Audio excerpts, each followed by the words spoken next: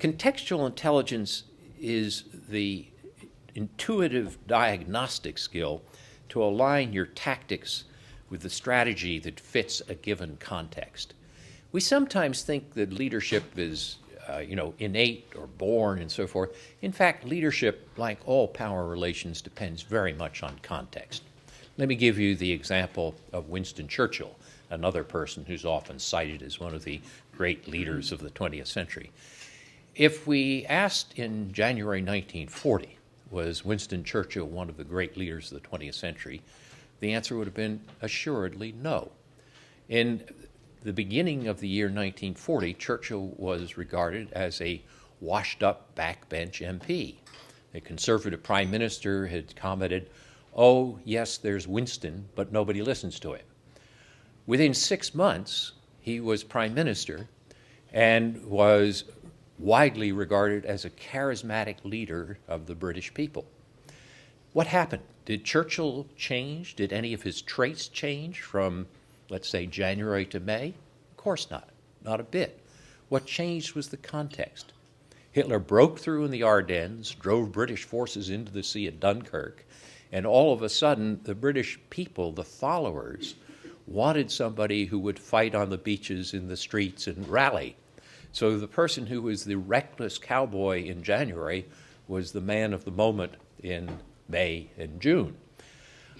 The sequel to that is equally interesting, that in 1945, with the war won, this charismatic leader was voted out of office because the British had turned from winning the war to building a welfare state, and Churchill wasn't the person they wanted for that.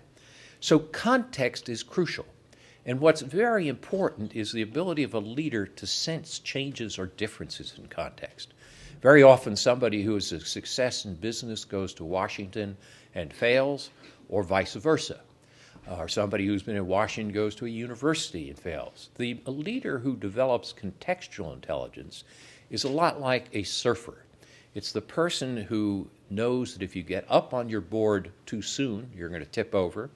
And if you fail to get up on the board till too late, you're going to miss the wave. And that sense of when you move and how you move, what's the context, is absolutely central as a skill. It's something that you can help people to learn. Through case studies, through history, through training, you can make people aware that things that they do in one situation need to be adapted for another situation. You can help them to learn how to broaden their bandwidth, so to speak. A good example of this would be Jeff Immelt, the CEO of General Electric, who was once asked, how many times a year do you just make the decision, a command decision? And he said, about a dozen times. He said, after we've gone through this and over, and people have different positions, I just say, that's it. I'm deciding I'm the boss. He said, but if I did that 18 times, I'd lose my best people.